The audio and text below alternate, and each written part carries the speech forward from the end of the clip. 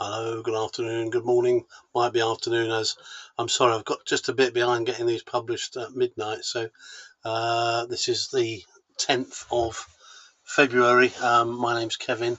As you may know if you're following, I'm reading out letters written by my late father, Jimmy Hodge, who was a journalist in the Medway area of Kent. And he wrote a letter chronicling every day in 1999 as a sort of prequel to the millennium.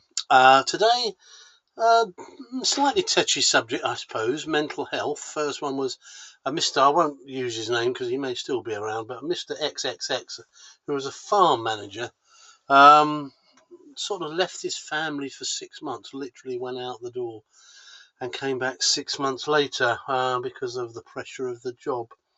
Um, and I have to say, my dad's, I won't read it word for word, but pretty much unsympathetic, citing his own pressures in his own journalistic job, which I can testify to. As a son, I do think he was out a lot at night. I know he had a bit of a period of bad mental health himself, which was medicalised, I guess, a little bit with pills. And he managed to get through that. He then, I think, was citing his experience in the army, and again, perhaps was mentioning the fact that he, had a lot of stress in the army, and I think he actually did suffer with PTSD towards the end of his life a little bit, and but he was a bit unsympathetic, citing that if all husbands did that for 6 months, where would the world be, sort of thing.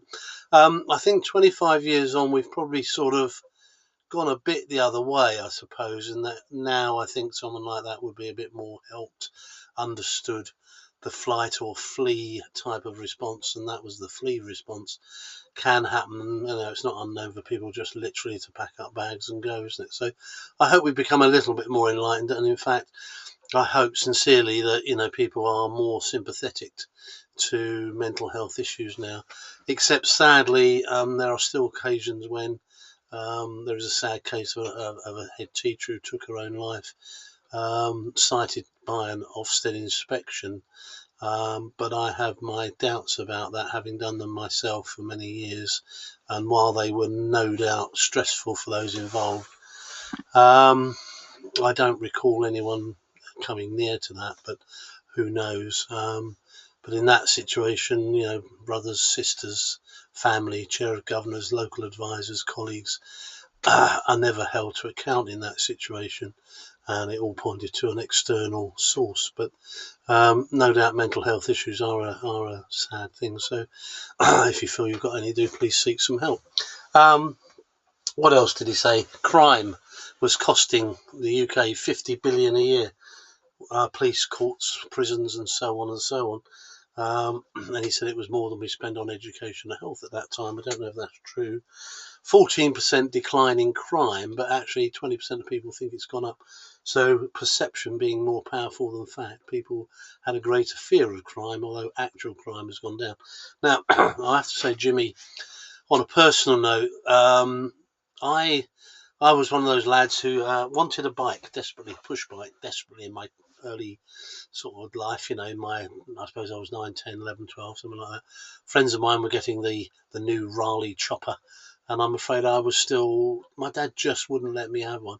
And I eventually found out that it was just because, being a newspaper man, he would hear every story that came his way about children knocked off bikes and killed or accidents, and he just couldn't quite bring himself to put me in that position. He did eventually yield, and I'm glad to say up until now I'm scuppered and unscathed. But I do get it. Sometimes watching the news, being in the news, getting lots of negativity can actually make you extremely anxious, and it did for him. And my bike cycling days were delayed as a result. Excuse me. Dad was also saying police on patrol, and he was saying that you just don't see policemen on patrol. And I think I suppose there was a day when policemen were walking the streets, and perhaps, I don't know, Bow Street Runners comes to mind, community policing, PCSOs. But hand on heart, no, you only really see policemen turn up at incidents, I guess. But whether you could really justify police just walking around literally, I don't know. Anyway, what else? Oh yes, interesting point. Dad's PS today was Someone suggested he should write answers to some of his letters. Well, I suppose I'm partly doing that in a way. I'm trying to give a little bit of reflection on what Jimmy had said, most of which I agree with, but there's certainly some bits if he was here now, I'd say, Dad, hang on, just have a think about that a little bit, and that may go on during the year. Who knows? But he said he couldn't face writing sort of 700 letters. 365 were enough. So I don't think he ever got into writing to his own. That sets the mind boggling a bit, doesn't it? Answering your own letters. Perhaps he left it to me. Anyway, that's it for today. I'll try and do another couple. So I'm popping into hospital tomorrow for an op. So I'll try and get these done. But otherwise, you take care, my dear. You go.